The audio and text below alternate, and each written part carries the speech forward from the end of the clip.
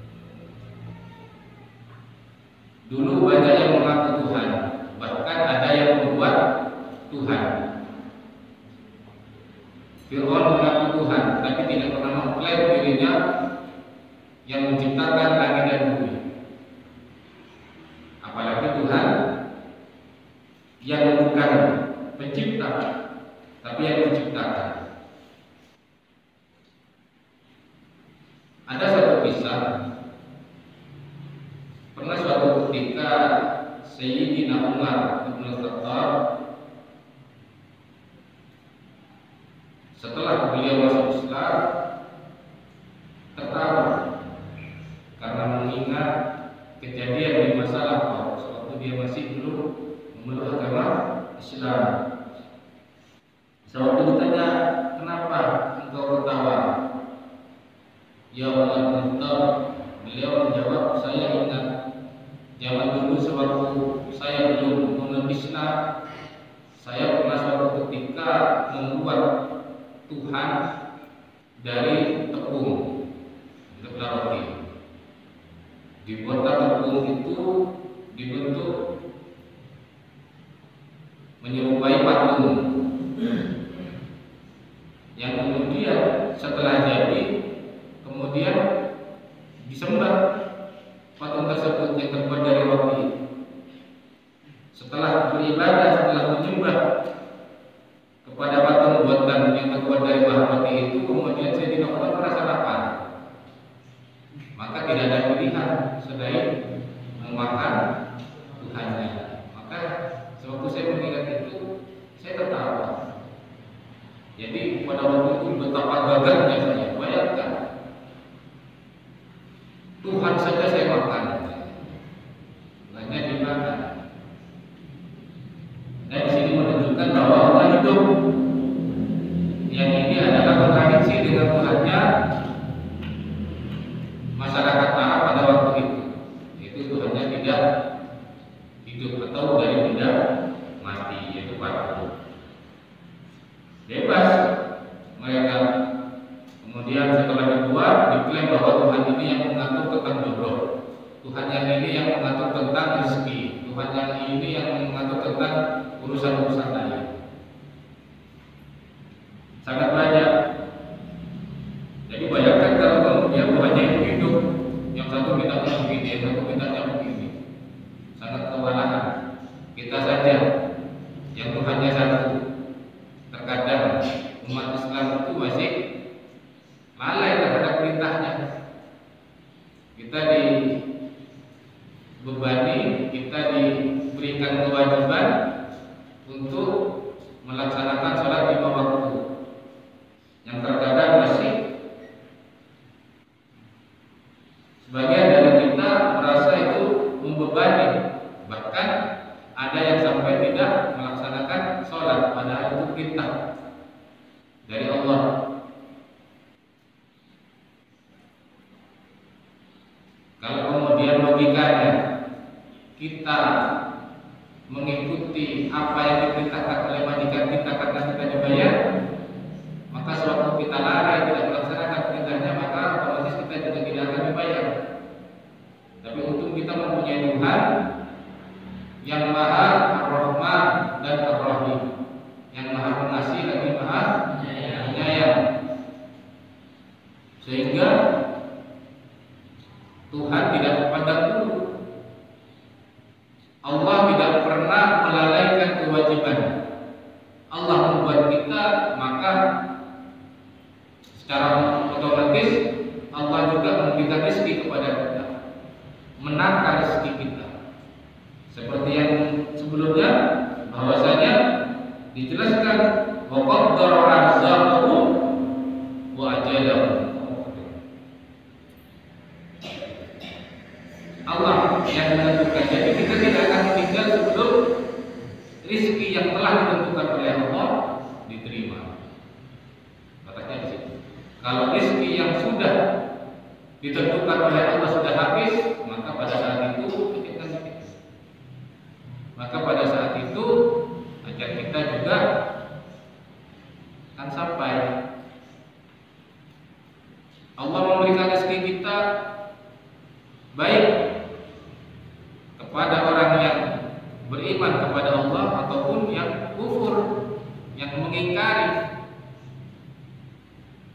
Pernah suatu ketika Nabi Allah Ibrahim yang dikenal sebagai bapaknya tamu, karena beliau itu sangat mengagungkan kepada tamu. Dan beliau itu setiap kali hendak makan, biasanya beliau itu mencari orang untuk diajak makan. Baru kalau kemudian tidak ada yang bisa diajak beliau makan, maka beliau baru akan makan. Suatu ketika ada dari seseorang yang menganut agama Majusi. Yang kita tahu agama Majusi itu menyembah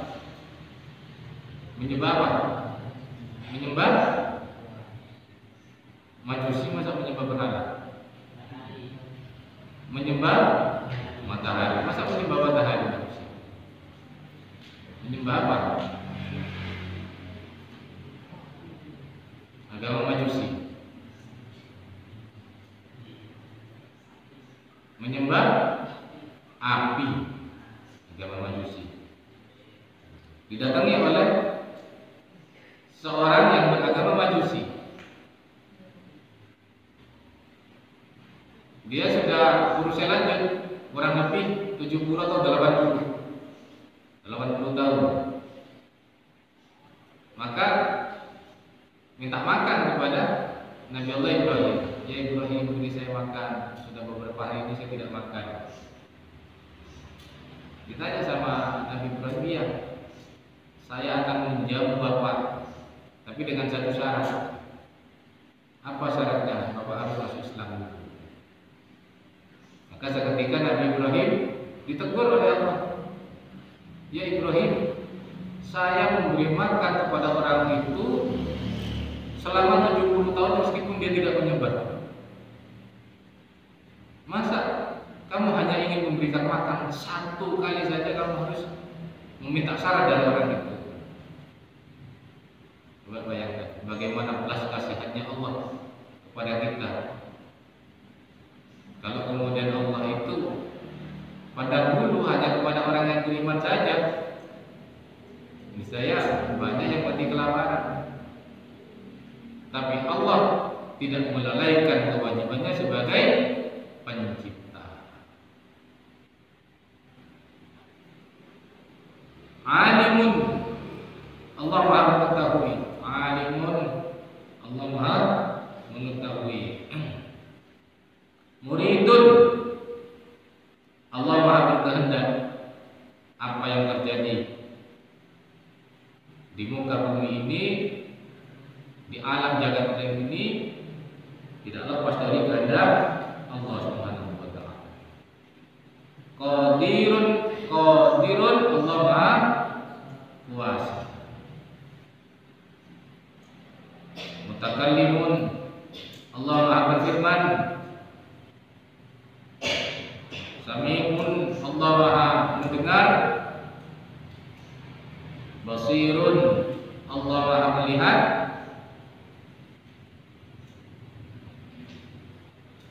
Ya'lamu, mengetahui Allah. Kha'inatul a'yuni, akan pengkhianatannya mata.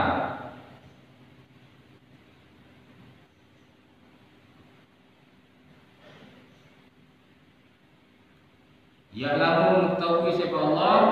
Kha'inatul a'yuni, akan pengkhianatannya mata. Wa ma tukhfa, wa ma tukhfi, dan apa-apa yang disembunyikan as-sudur dari pandangan. Jadi Allah mengetahui akan pengkhianatannya mata yang biasanya curi-curi pandang, melirik dalam diam. Allah mengetahui ataupun sesuatu yang disembunyikan dari pandangan, yaitu curi-curi pandang. Apa kalau bahasa Maduranya apa? Alerek gobe. Wa ya'lamu, dan mengetahui Allah. Wa ya'lamu, dan mengetahui Allah as-sirra kepada yang rahasia, wa akhfa, dan samar. Wa akhfa, dan samar. Khaliqu, menciptakan siapa Allah? Khaliqu, yang menciptakan Allah. Kulli syai'in, tiap-tiap sesuatu. Wa huwa adahu Allah. Wa huwa adahu Al-Wahidul Qahharu, Maha Esa Allah, Al-Qahharu dan Maha Perkasa.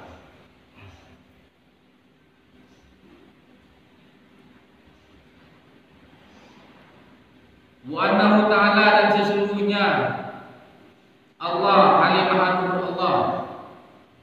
Wa annahu, dan sesungguhnya Allah Ta'ala Maha Nur Allah, ba'atha mengutus siapa Allah, Sayyidana Muhammadan, kepada Gusti kita baginda Nabi Muhammad, abduhu, sebagai hambanya Allah, wa rasuluhu, dan utusannya Allah. Nabi Muhammad diutus oleh Allah sebagai hamba dan utusannya. Karena memang hamba ini adalah sebuah, menurut Syekhuna Kiai Haji Muhammad Jais, hamba ini adalah pangkat tertinggi bagi seseorang di sisi Tuhannya. Makanya sewaktu peristiwa Isra Mi'raj, Rasulullah etare dengan Allah. Apa? Etare. Apa etare? Ditanyakan, ingin jadi apa? Apa ingin menjadi seorang raja seperti Nabi Sulaiman, atau ingin begini? Ternyata jawaban Nabi Muhammad sederhana. Apa yang diinginkan engkau sebagai abduka? Aku ingin menjadi hamba engkau. Yang mana di situ semakin mengangkat derajat beliau di sisi Allah. Maka wajar kalau dalam sebuah kitab bahwasanya pangkatnya Nabi Muhammad SAW senantiasa naik. Jadi pangkatnya Nabi Muhammad SAW di sisi Allah senantiasa naik terus naik.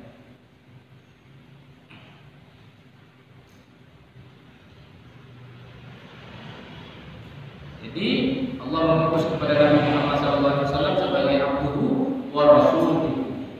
Kepada siapa?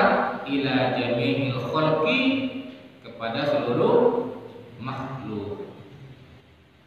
Jadi kalau Nabi terdahulu diutus hanya untuk kaumnya, tapi Nabi Muhammad SAW kepada seluruh makhluk. Wa ma arsalnaka illa rahmatan lil alamin. Jadi diutusnya Nabi SAW sebagai rahmat bagi alam semesta. Jadi sini dijelaskan bahwasanya Rasulullah SAW, baginda kita Nabi Muhammad SAW, diutus ila jami'il khalqi, kepada seluruh makhluk. Untuk apa? Lihidayatihim, untuk memberikan hidayah kepada makhluk. Hidayatihim, untuk memberikan hidayah kepada mereka makhluk. Walitakmili ma'asyihim, dan untuk menyempurnakan ma'asyihim, kehidupan mereka makhluk. Wa ma'atihim, dan urusan akhiratnya makhluk. Jadi Nabi SAW ini diutus kepada seluruh makhluk untuk menyempurnakan kehidupan di dunia, sekaligus untuk menyelamatkan umatnya kelak di akhirat dari siksa Allah Subhanahu wa Ta'ala. Ini fungsinya hidayah. Maka semua yang diajarkan oleh Nabi adalah untuk bekal kita hidup di dunia, dan juga untuk bekal kita hidup di akhirat. Jadi bukan hanya untuk akhirat saja. Jangan kemudian ada orang yang bilang bahwa ilmu agama itu hanya untuk bekal kita hidup di akhirat. Kata siapa? Di dunia kita memerlukan ilmu akhirat, ilmu agama. Kita tidak bisa tahu bagaimana kaifiahnya sholat kalau kita tidak belajar ilmu agama. Kita tidak akan tahu kepada sesuatu halal dan haram kalau kemudian kita tidak belajar agama. Ini sebenarnya di dalam kitab Al-Fawaidul Mukhtarah ini ada satu yang kemudian bisa dijadikan motivasi kepada kita para santri bahwa ilmu agama itu adalah warisan Nabi Muhammad SAW. Apa perlu dibacakan? Apa perlu dibacakan? Hah? Coba ambilkan kitab saya yang Al-Fawaidul Mukhtarah. 8 hari di bawah Ustaz Hafid.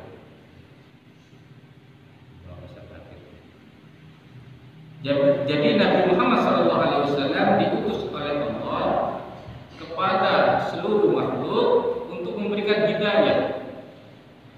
Sebuah peringatan juga sebagai peringatan bahwa memberikan kabar tempat kembali kita di akhirat itu ada 2. Yang kalau kemudian tidak di surga berarti masuk di neraka. Makanya hati-hati dalam memilih teman.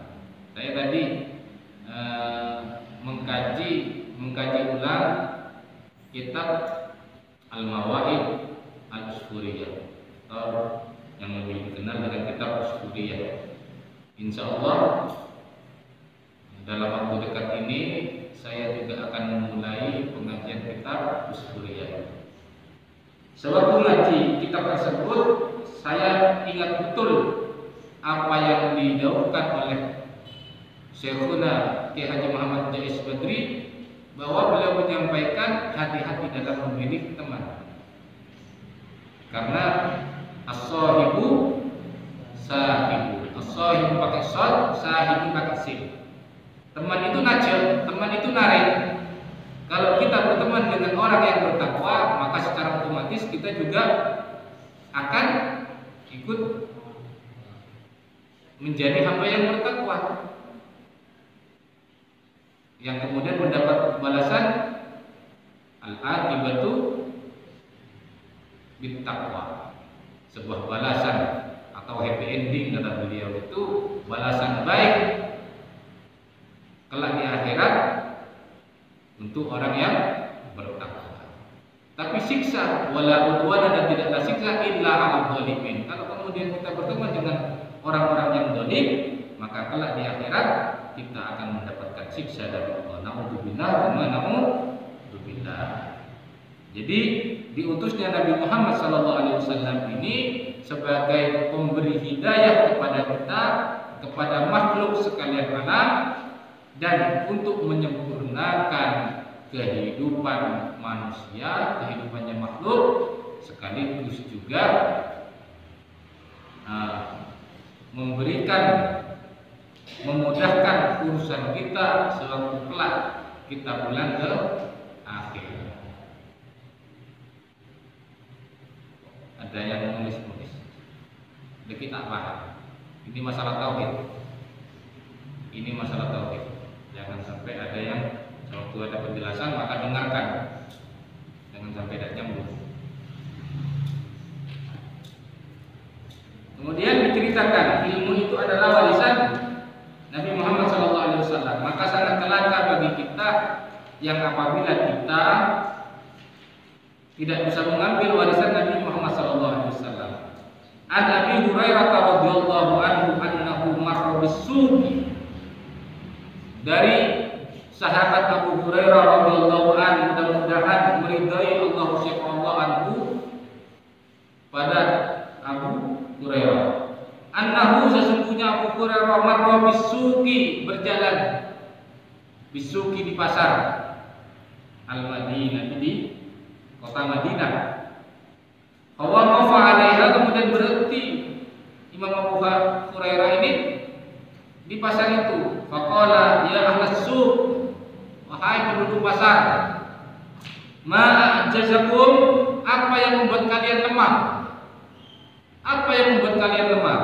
Qalu, kemudian penduduk pasar itu berkata kepada Abu Hurairah, wa madza ya Abu Hurairah? Apa itu? Ada apa? Ada apa gerangan wahai Abu Hurairah? Begitu. Qala dzaka mirasu Rasulillah sallallahu alaihi wasallam yuqsamu wa antum hauna. Engkau tidak mendengar ada warisan Rasulullah sallallahu alaihi wasallam itu sedang dibagi-bagikan, sedangkan kalian hauna ada di sini.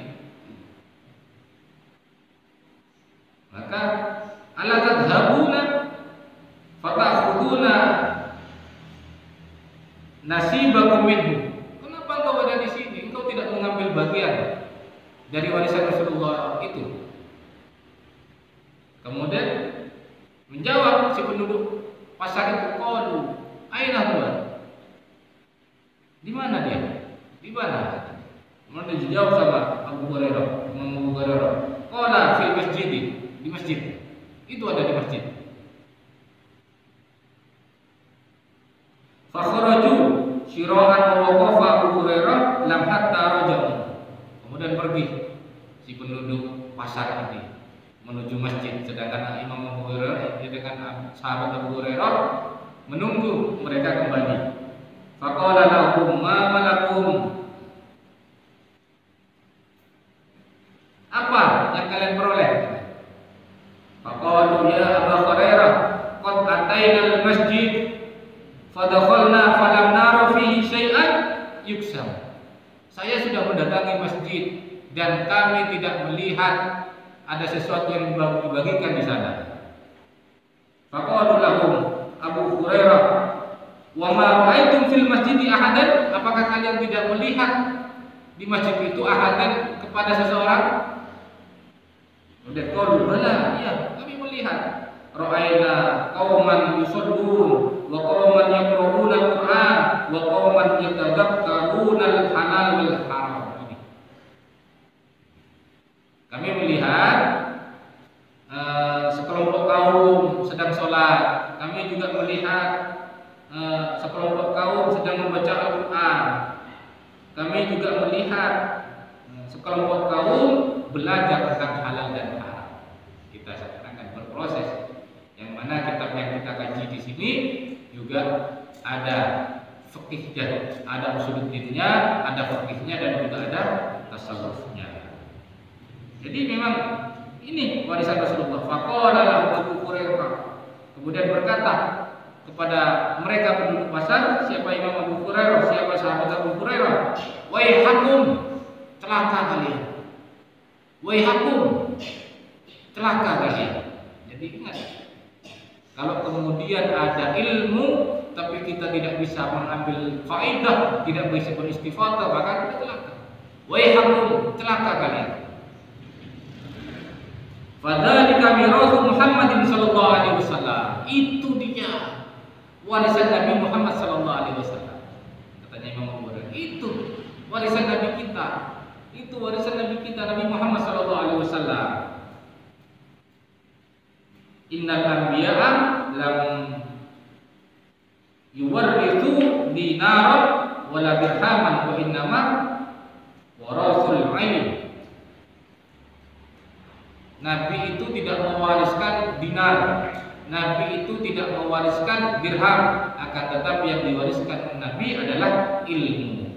Maka sangat disayangkan, sangat celaka kita kalau kemudian kita tidak bisa mengambil bagian dari sesuatu, dari apa-apa yang diwariskan oleh Rasulullah SAW. Wa ayyadahu dan membekali, aiqwahu artinya memperkuat, wa ayyadahu dan memperkuat Allahu kepada Sayyidina Muhammad, wa ayyadahu dan memperkuat Allah atau membekali Allah kepada Nabi Muhammad SAW bil mu'jizati dengan beberapa mukjizat dhahirat yang zahir yang jelas, ai al-ghalibati ala man aradaha. Apa fungsinya mukjizat itu? Adalah untuk memperkuat Nabi atau memenangkan Nabi ala man aradaha, atas orang yang menentangnya. Jadi Allah membekali kepada Nabi. Mukjizatnya Nabi sangat luar biasa banyak. Suatu ketika ada Raja Habasyah. Kalau sekarang apa ya di Habasyah itu? Afrika. Ada suatu ketika Raja Habasyah yang sewaktu mendengar tentang Nabi Muhammad SAW dihasut oleh kaum musyrikin Mekah untuk menyidang Nabi Muhammad sekaligus juga menunjukkan mukjizatnya. Setelah sampai di hadapan Nabi Muhammad, membuat kemah dengan pasukan, kemudian diundanglah Nabi Muhammad SAW untuk memperlihatkan mukjizat. Setelah datang ngadep, sempat sewaktu mendapat undangan itu Nabi Muhammad SAW sempat dilarang oleh Sayyidatina Khadijah, ya, nanti engkau hanya akan dibunuh oleh mereka. Nabi Muhammad SAW dengan mantap, karena memang beliau itu betul-betul utusan Allah. Mengapa harus takut? Saya ini betul-betul utusan Allah. Saya tidak bohong, saya tidak dusta. Maka berangkat Nabi SAW. Sewaktu sampai di hadapan Raja Habasyah, ditanyakan, ya Muhammad, saya mendengar bahwa engkau itu mengaku sebagai utusan Allah. Iya, karena memang saya utusan Allah. Tentunya kalau utusan Allah itu pasti mempunyai mukjizat. Lantas apa mukjizatnya? Apa yang kau inginkan? Wah, lah Raja Habasyah ini dibisiki. Coba alam ini pada waktu itu kan siang, buat suruh jadi malam. Karena memang sudah pikirannya tidak kira mampu ya, kena batunya Nabi Muhammad kan seperti sama orang kafir, kaum musyrikin ini. Misalkan kalau sekarang tidak akan mampu.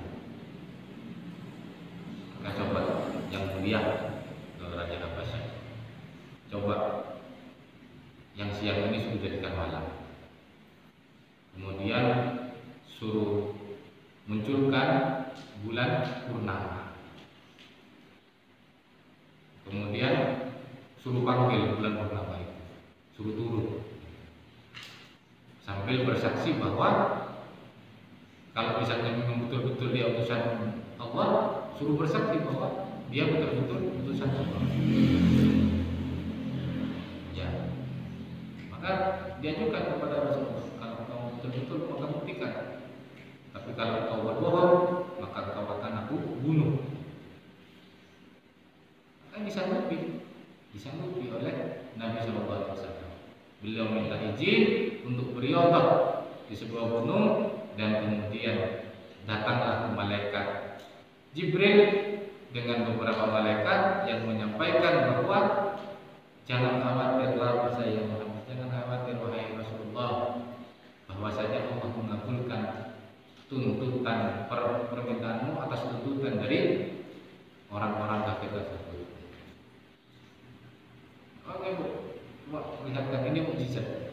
Bayangkan Allah memerintahkan malaikat siang dan malaikat malam ketika alam ini menjadi gelap gulita. Ini zaman dulu betul-betul mukjizat. Dan sekarang boleh saya ngaku Nabi, ada orang yang mengaku Nabi seperti kapan hari di daerah Jawa Tengah, ada Jawa Barat itu ada Nabi yang mengaku Nabi sebagai Nabi, namanya Musodik. Di daerah perbatasan Jawa Tengah dan Jawa Barat juga ada. Di situ agama Dasu, Sunda Jawa. nabinya lebih aneh lagi, namanya Tukimin.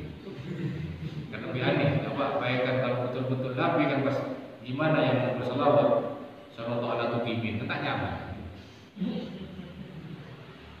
Oh, ya kan, macam-macam. Ini betul-betul diuji karena memang setiap nabi pasti mempunyai mukjizat seketika alam berubah yang semula siang menjadi malam. Kemudian secara perlahan muncul bulan purnama.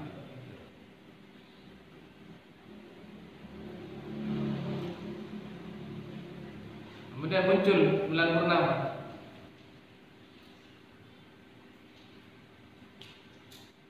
Yang kemudian dipanggil bulan itu.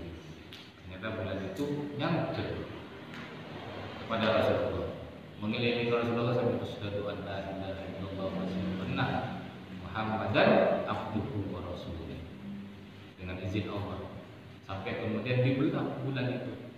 Makanya kalau kemudian NASA itu menyebutkan bahwa bulan itu pernah terbelah, dan juga salah satu tanda akhir zaman di umat-umat yang dahulu, tanda akhir zaman itu termasuk di kitab-kitab terdahulu itu disebutkan bahwa tanda akhir zaman itu apabila bulan itu sudah terbelah menjadi dua. Sedangkan sekarang bulan itu pernah terbelah. Dan kalau kita lihat di YouTube gitu, bulan itu pernah terbelah memang. Jadi ada yang dari NASA di Amerika sana melihat secara langsung bahwa bulan ini pernah terbelah. Siapa yang bisa membelah bulan kalau bukan Nabi atas izin Allah Subhanahu wa taala? Kalau tidak percaya bernama ini, pernah kali bulan lokal. Berkobok marana gitu. Miknya kering seperti itu. Bulan dikobok dengan Rasulullah yang gitu. Kemudian dibelah. Dan juga bulan itu sempat pernah dimasukkan ke bajunya, apa ini, lengan bajunya Rasulullah. Ini mukjizatnya kan, jalan sampai berhenti di tengah-tengah itu, ternyata dada Rasulullah itu lebih besar daripada bulan. Itu dalam mukjizat.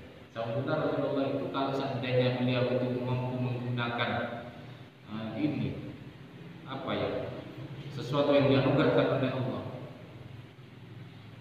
tidak repot kan? Kalau dari mukjizatnya saja yang kita ketahui bahwa bulan itu sepertiga dari bumi, masih dibandingkan dengan dada Rasulullah masih lebih besar dada Rasulullah. Terus Rasulullah bagaimana? Seandainya beliau untuk pasokan gitu ya, berat mitos seorang kafir kan karya yang karya tak usah pedang sejarah apa gitu kan ya, logikanya kalau kemudian beliau menggunakan mukjizat,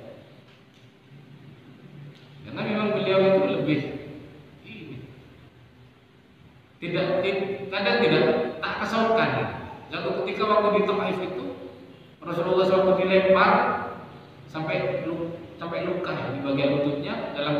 Dalam kitab Siratul Mustafa itu dijelaskan bahwa ada malaikat Adam yang mengiringi Rasulullah sambil bertanya bahwa diperintahkan oleh Allah untuk mengikuti apa yang ekasokani, apa yang diingini oleh Rasulullah. Seandainya mau Rasulullah itu bumi hanguskan penduduk Taif dengan gunung, niscaya akan bumi hanguskan oleh Rasulullah. Tapi Nabi Shallallahu Alaihi Wasallam tidak seperti Allahumma fir kaumina fa innahum la ya'lamun. Ya Allah, ampuni kaum saya, ampuni umat saya, karena sesungguhnya mereka itu tidak tahu. Ini saking dari besar Rasulullah, pas umat tidak salawat sekali, pasti terroyak. Ini luar biasa. Beliau bahkan sampai waktu sebelum wafat yang beliau pikirkan adalah ummati. Saya kata itu didatangi oleh malaikat Jibril, didatangi oleh malaikat Israel, yang pada waktu itu beliau sedang istirahat dalam keadaan sakit demam yang sangat tinggi. Tahu-tahu diketok. Assalamualaikum. Waalaikumsalam. Yang buka adalah putri beliau, Sayyidatina Fatimah Az-Zahra. Sewaktu mengucapkan salam dibuka, ternyata ada seseorang. Maka Sayyidatina Fatimah menyampaikan bahwa datang saja nanti. Apa saja sedang istirahat. Ditutup seketika. Suatu ditutup, ternyata Rasulullah SAW sudah terbangun. Siapa wahai Fatimah? Tidak tahu ayah. Tidak tahu apa siapa. Saya tidak pernah melihat orang itu sebelumnya. Ketahuilah bahwa itu yang memutus kenikmatan dunia, yang memutus seorang ayah dengan anaknya pun sebaliknya, yaitu malaikat Israel. Tidak lama kemudian, tahu-tahu malaikat Israel sudah ada di belakang Sayyidatina Fatimah Az-Zahra, mengucapkan salam, Assalamualaikum ya Rasulullah. Kemudian ditanyakan, di mana kekasihku, di mana sahabatku Jibril? Beliau ada di langit pertama, sebentar lagi juga menyusul ke sini ya Rasulullah, datang malaikat Jibril. Sewaktu ditanya oleh Rasulullah SAW, ya Jibril, apa yang dipersiapkan Allah untuk? Apa jawabnya? Bahwasanya malaikat telah berbaris, malaikat dan para bidadari berbaris, pintu-pintu surga telah dibuka untuk menunggu, untuk menyambut kedatanganmu ya Rasulullah.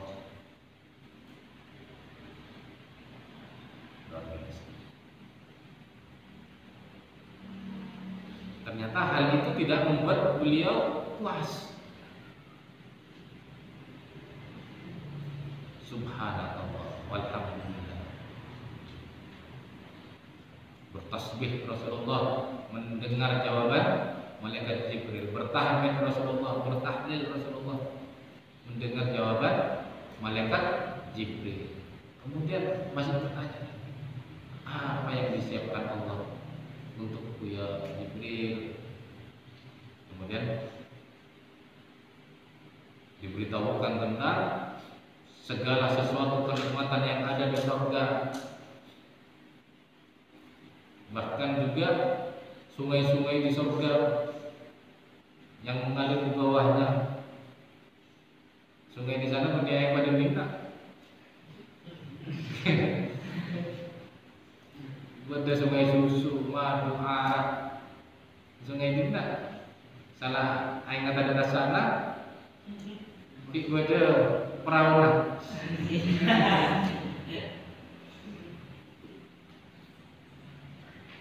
Mun di sana kan tegrep sing ngomong, mun di sini siapa sing ngomong? Ternyata itu juga tidak memuaskan kepada hati Rasulullah. Apa yang disiapkan Allah kepadaku? Apa yang kau kehendaki ya Rasulullah terhadap umatku ini?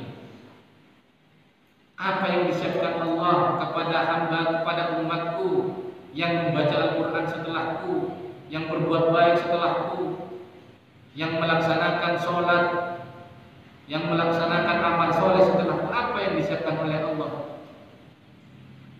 Apa jawabnya malaikat Jibril? Ketahuilah wahai Rasulullah, wahai Habibullah, bahwasanya Allah, aku pernah mendengar Allah itu pernah berfirman bahwasanya Allah mengharamkan surga bagi umat-umat yang lain sebelum engkau dan umatmu memasuki surga tersebut.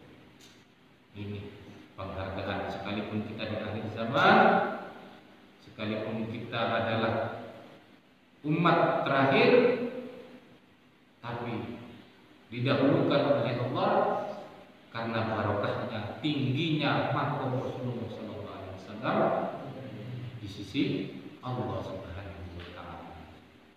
Kemudian manggil Rasulullah kepada malaikat Israel, sini, kemari, mendekat. Ya malaikat Israel, laksanakan tugasmu. Perlahan. Waktu nyampe di perut Rasulullah padahal Rasulullah itu berdoa, ya Allah, begitu sakitnya sakaratul maut, timpahkan kepadaku semua sakitnya sakaratul maut yang kepada umatku. Saking kerpek. Maka sebelum nyawa itu keluar dari jasad mulia, jasad agung Rasulullah, sempat Rasulullah SAW ingin berpesan yang pada waktu itu Sayyidina Ali ada di dekatnya, mendekatkan telinga. Apa pesannya Rasulullah? Ini yang harus dijaga. Usikum bis shalah wa ma malakat aymanukum. Usikum bis shalah wa ma malakat aymanukum. Aku wasiatkan kepada kalian tentang salat dan orang-orang yang lemah di antara kalian. Makanya salat itu adalah wasiatnya Rasulullah.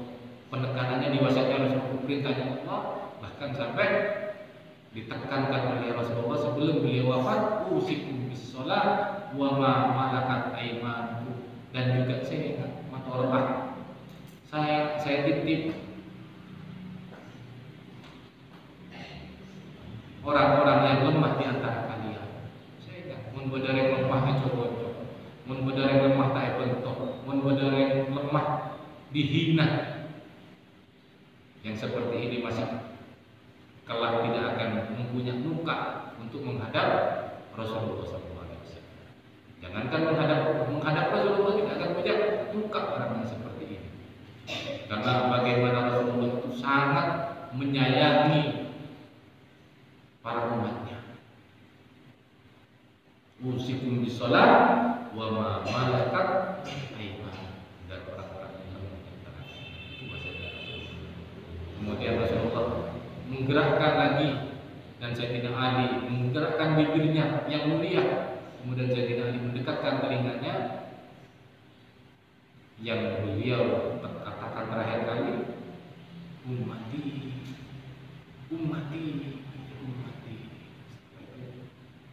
Beliau tak embeka Sayyidatina Fatimah, beliau tak embeka Sayyidatina Aisyah, tapi yang beliau jadi beban pikiran beliau siang dan malam adalah ummati, ummati. Makanya para kiai pewaris para nabi ini, para ulama pewaris para nabi ini, sehingga berani kepada umat, aku tak selamat. Bagaimana kalau umat ini tak tahu dekat ajaran agama, dekat syariat agama Islam yang dibawa oleh Rasulullah ini? Beliau mewakafkan dirinya bukan hanya 24 jam, bahkan 25 jam. Saking dari lebih diwakafkan untuk umat Nabi Muhammad SAW.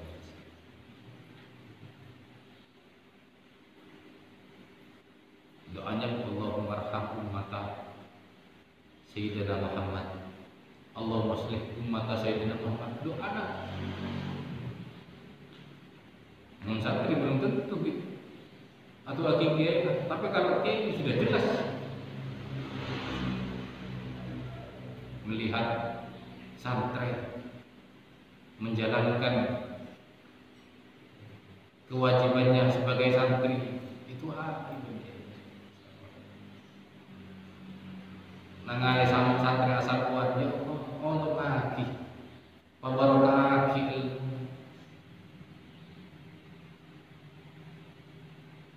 Ini adalah yang membebani para ulama. Kami tetap belas nih sampai kabupaten Muhammad SAW. Takut tak salah. Serta sudah seperti itu kadang dia kamu musuh, kadang dia baji. Padahal ulama itu jarang sekali berdoa menggunakan lafaz tunggal, itu jarang.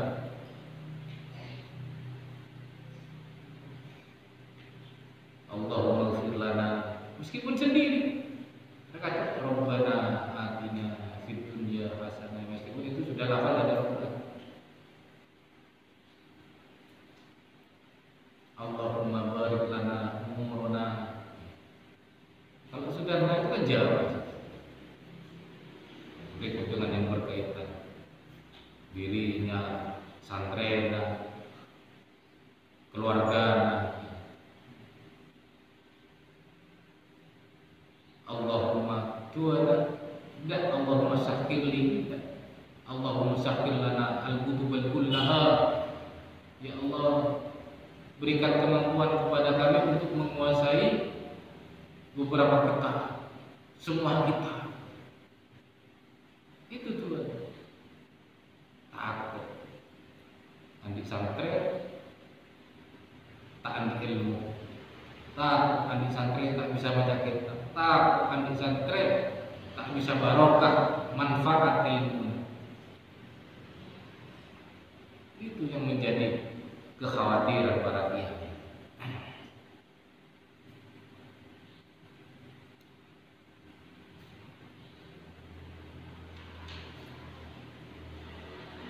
Wa annahu alaihi salatu wassalam wallahu